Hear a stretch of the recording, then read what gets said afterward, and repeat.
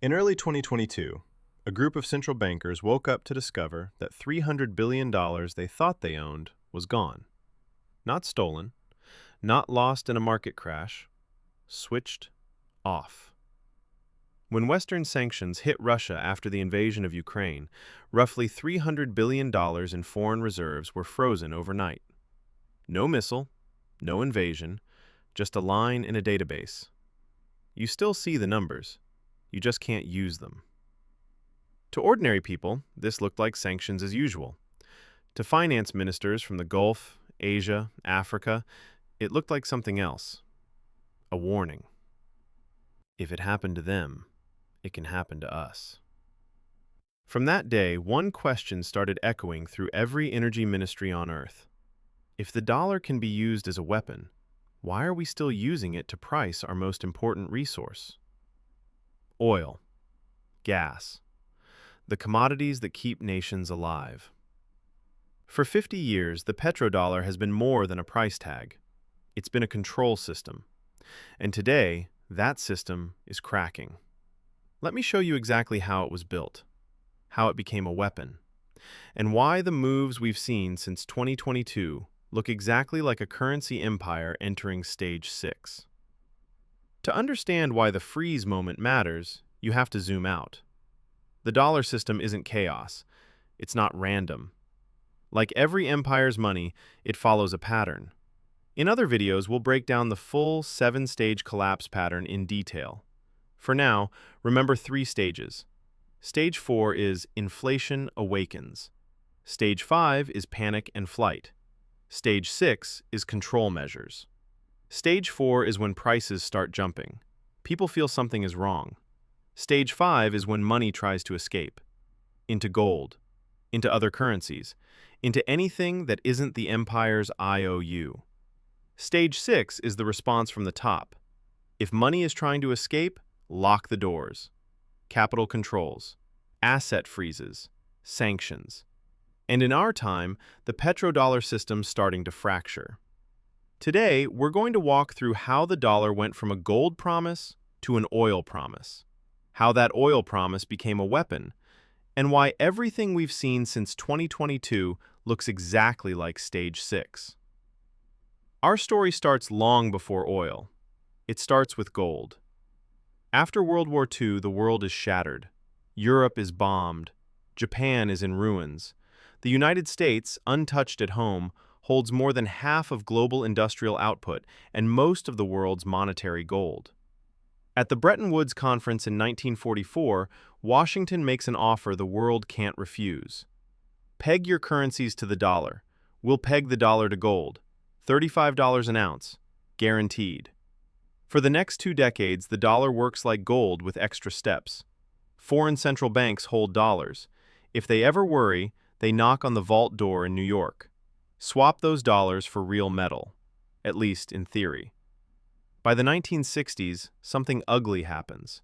America wants to fight wars, fund the space race, build a welfare state, without raising taxes. So it does the easiest thing in the world. Prints dollars. Those dollars flood overseas to pay for imports, to fund military bases, to support allies. On paper, the system still says every $35 equals 1 ounce of gold. In reality, the math is breaking. The scale was tipping. By 1965, France's President Charles de Gaulle openly accuses America of abusing its exorbitant privilege. He starts sending dollars back across the Atlantic, demanding gold. The more dollars come home, the more obvious the problem. Far more promises than metal. On August 15, 1971, President Richard Nixon goes on TV.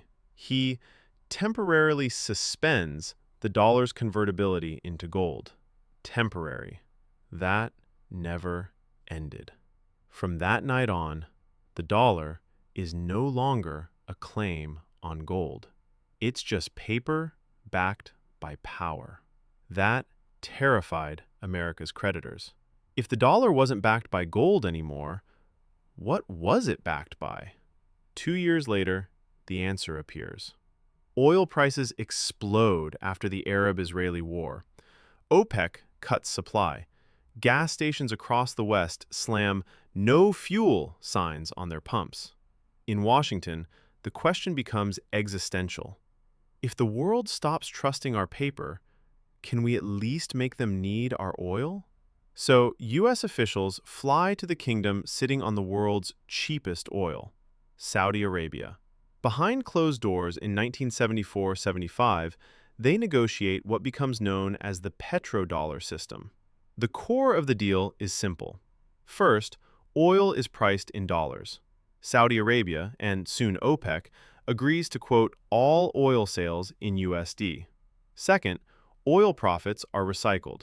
Surplus petrodollars get invested back into U.S. treasuries, banks, and weapons contracts.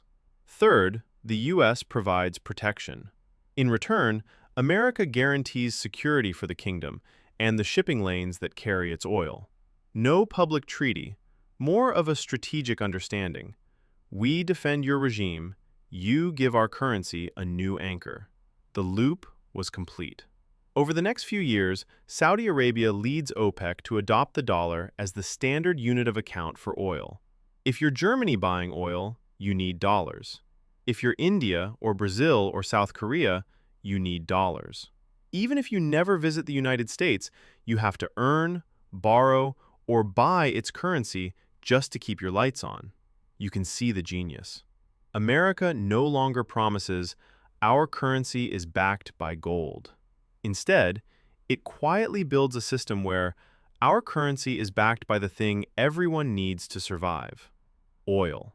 For the next half-century, the petrodollar system works so well that most people never question it. Every oil contract in the Middle East, most long-term supply deals, the majority of spot trades, all quoted in USD. The result is simple. Global trade settles in dollars. Countries accumulate dollar reserves as a buffer. Those reserves get parked in U.S. treasuries. By the early 2000s, the dollar makes up about 72% of global foreign exchange reserves. Oil exporters, swimming in cash from high prices, funnel hundreds of billions of petrodollars back into U.S. bonds. That does three things at once. It keeps U.S. interest rates lower than they'd otherwise be. It supports a strong dollar, making imports cheap for American consumers. And it locks the rest of the world even deeper into the same system. You feel the effects without seeing them. Your iPhone is cheaper because a strong dollar pulls in electronics at a discount. Your government's debt feels safer because it holds dollars as a backup. And when oil spikes, your local currency often weakens because global markets see oil up means dollar up. For decades, this system looks unstoppable. The Soviet Union collapses. Europe adopts the euro. China rises from poverty to become the world's largest trader, but still uses dollars to settle most of its global deals. On the surface, nothing has changed.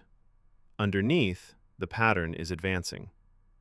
Every empire's money follows the same 7-stage pattern. Most of the time, you only see the cracks in hindsight. For the dollar, those cracks start quietly. Late 1990s and 2000s. Euro emerges as a serious alternative for reserves. Some oil deals between Russia and Europe flirt with euro pricing.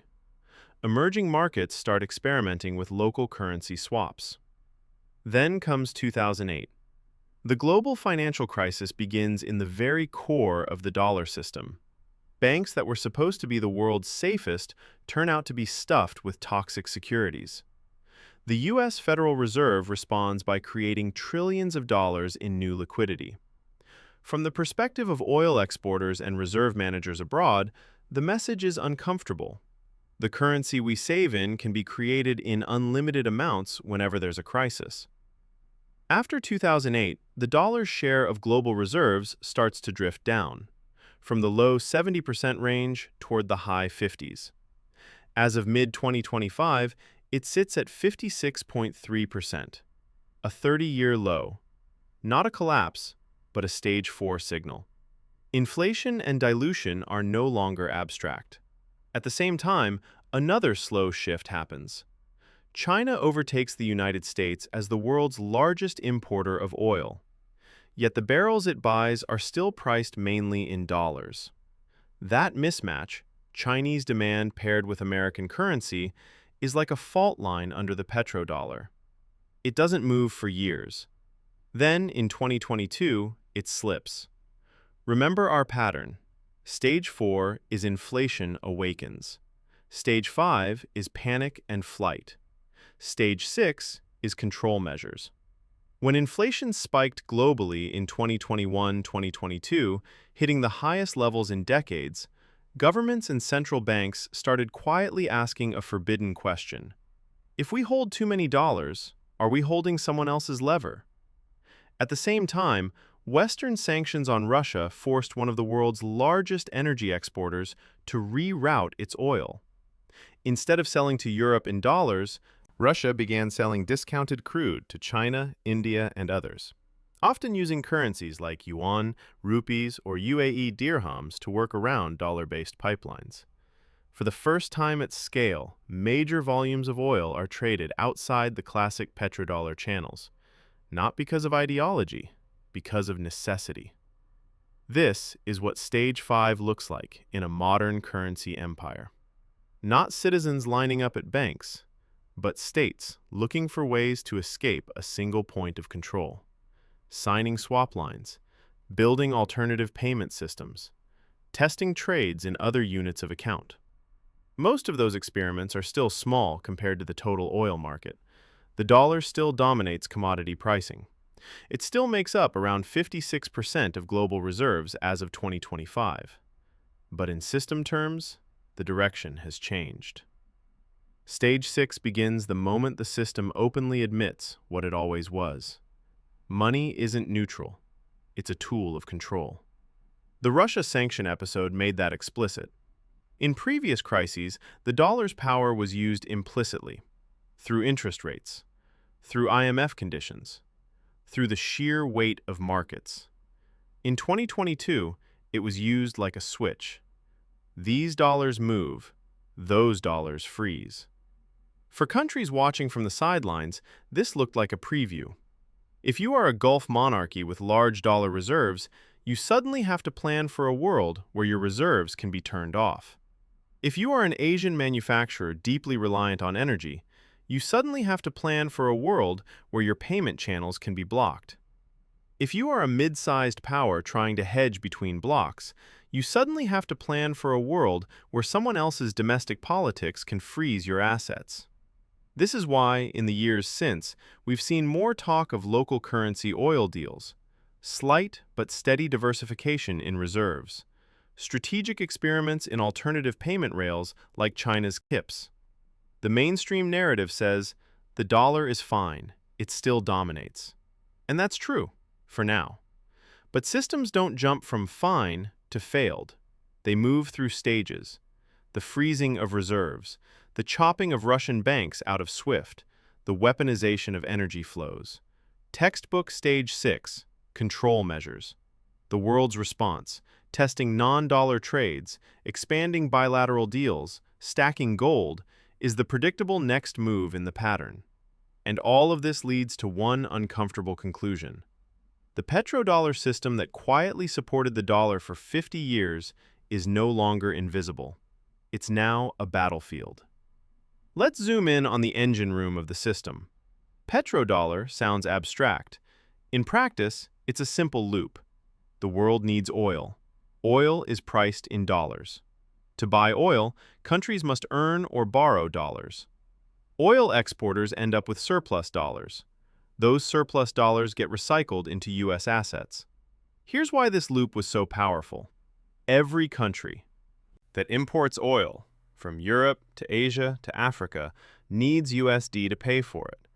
If you run a central bank in a small country, you don't store oil in your basement. You store dollars. Because without them, you can't buy oil on short notice. So you hold dollar reserves, dollar bonds, dollar deposits in foreign banks. That demand is structural. It doesn't depend on whether people like the US government. It depends on whether they like having fuel and electricity. So even when America prints aggressively, there's still constant external demand for its currency. Now, flip the camera. On the other side of the loop, you have the United States. Because the rest of the world needs dollars, it's willing to hold them as savings.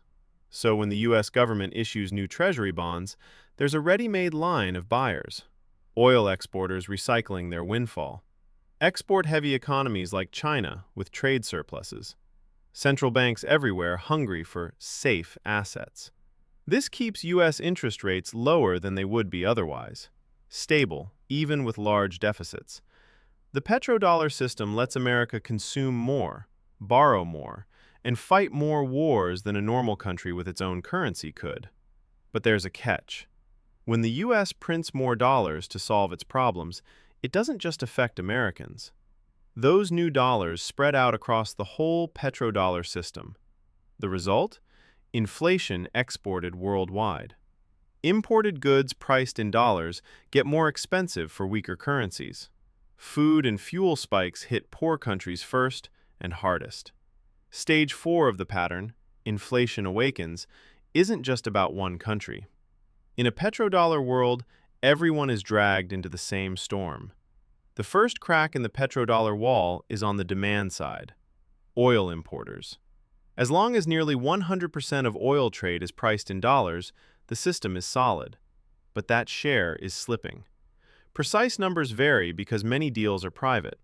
But multiple analyses suggest that roughly 20% or more of global oil volumes may now be traded or settled using non-dollar currencies or blended arrangements, especially in trades involving Russia, China, India, and some Middle Eastern partners. This doesn't mean the dollar is dead. It means optionality has appeared. If you're China, you can now buy Russian oil in yuan or rubles. You can buy Middle Eastern oil still mostly in dollars. And you can sign long-term supply contracts that quietly include non-USD clauses. Why does this matter? Because once major buyers prove they can settle energy trade without dollars, other countries take notes. You don't need the whole system to flip. You just need enough examples to make the rest of the world say, if we ever get targeted, there might be another way. That thought alone is a stage 5-6 signal. The second crack is on the supply side. Oil exporters. For decades, Gulf producers like Saudi Arabia and the UAE played by the unspoken petrodollar rules. Price oil in USD. Keep large reserves in U.S. assets.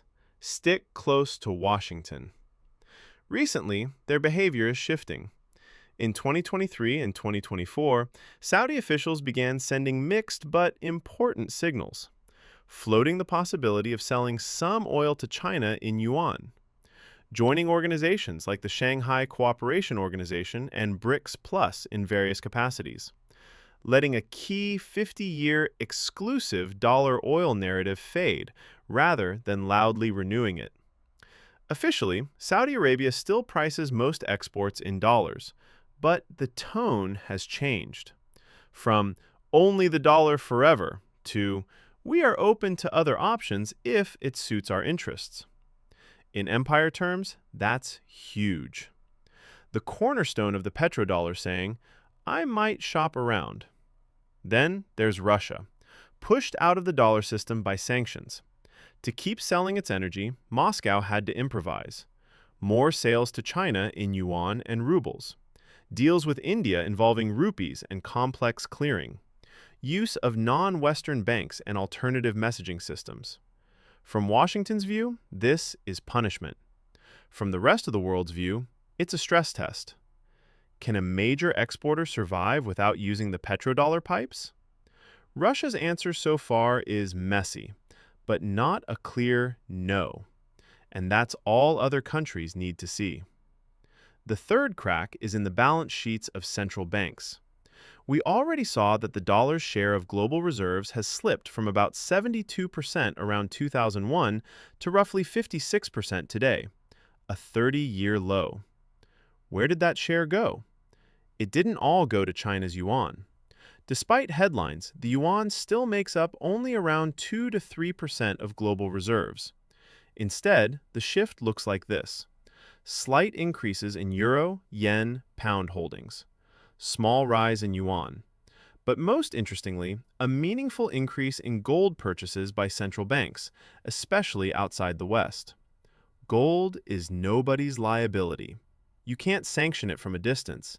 You can't freeze it inside another country's server. When central banks rush to buy it, they're not just diversifying. They're quietly saying, "We trust things more than we trust your promises." That's what Stage 6 does. It turns trust into legal fine print. So far, we've looked at this pattern from the top, from generals, ministers, and central bankers. But what does Stage 6 feel like for ordinary people living inside the system? It doesn't look like a Hollywood crash. No, one day dollars are worthless. It looks like a series of small, annoying limits that slowly close in. Your bank asks more questions before letting you send money abroad. Foreign accounts you used to open easily now require thick compliance files. Online platforms start blocking certain countries or transactions just to be safe. All of this is framed as know your customer, anti-money laundering, security. Underlying it is the same logic. If money is starting to move in ways we don't, like tighten the filter. At the same time, you feel Stage 4 bleeding into Stage 6. Prices rise sharply. Then they stop rising as fast, but they don't go back down.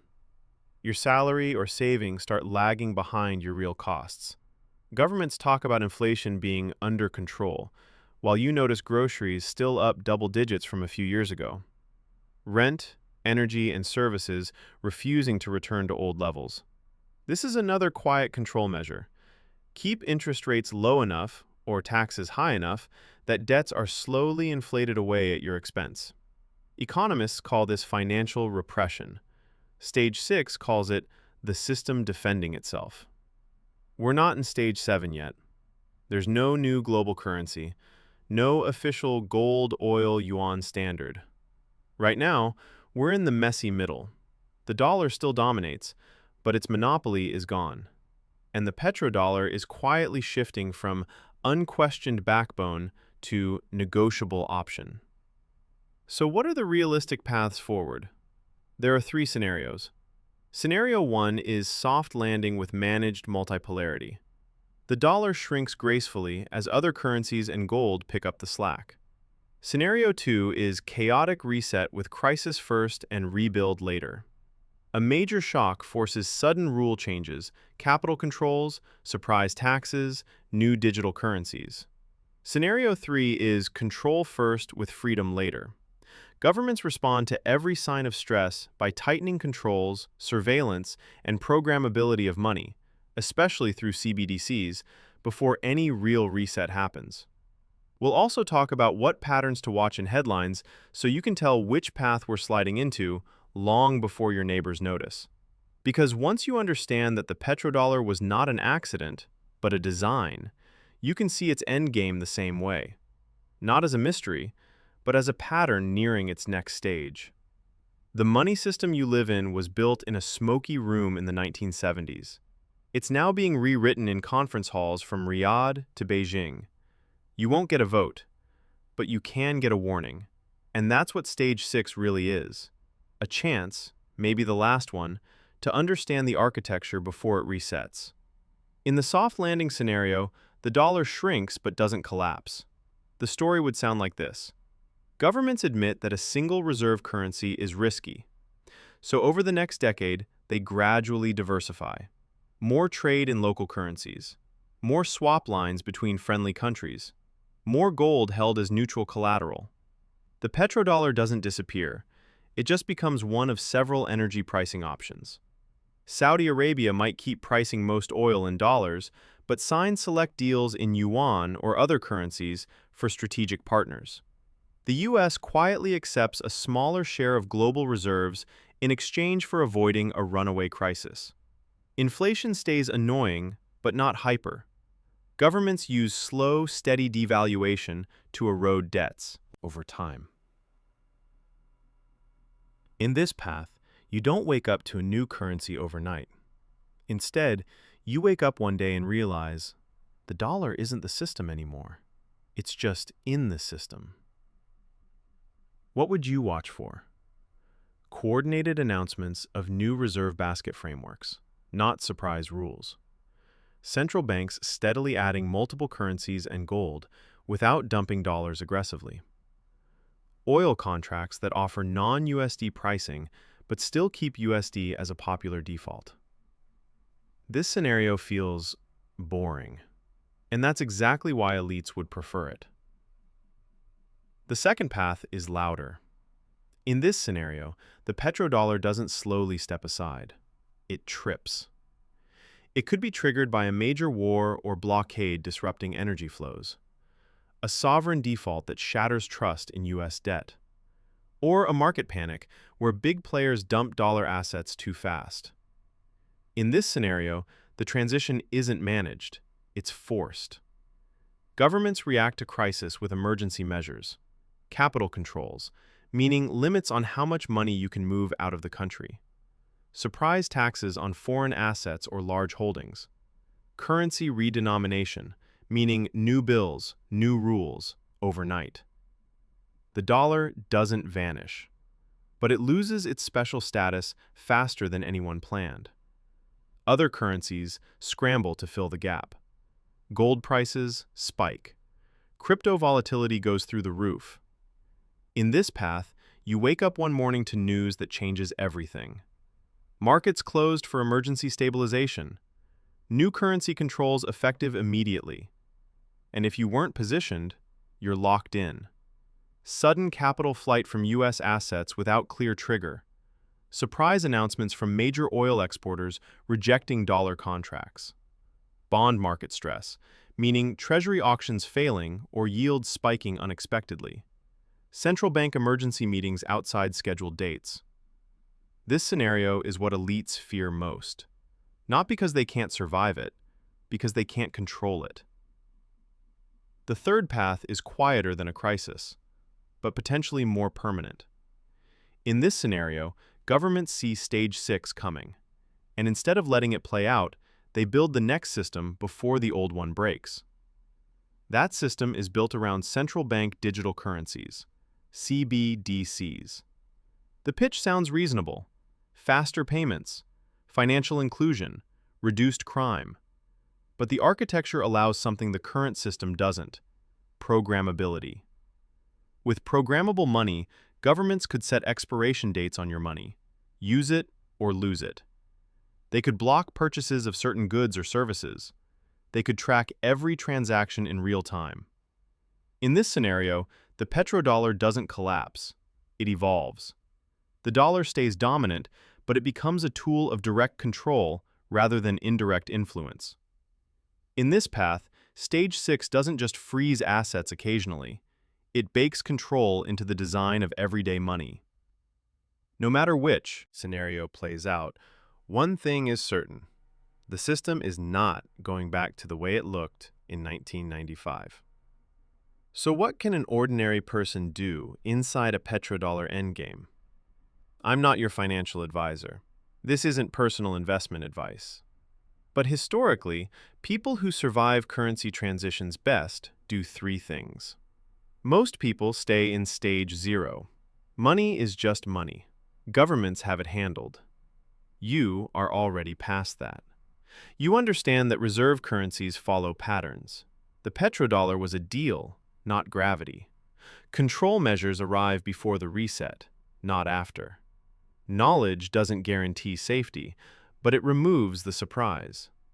And in stage 6, surprise is the most expensive part. If your entire life depends on the assumption that the system will always work the way it did when I was a kid, then every deviation feels like chaos. If you understand the pattern, the same events feel like steps in a script. You can't control what central banks do. You can't sit in on the meetings in Riyadh or Beijing. But you can decide not to be the last one to notice the water has started to boil. If you've watched this far, you're already doing more than most people ever will.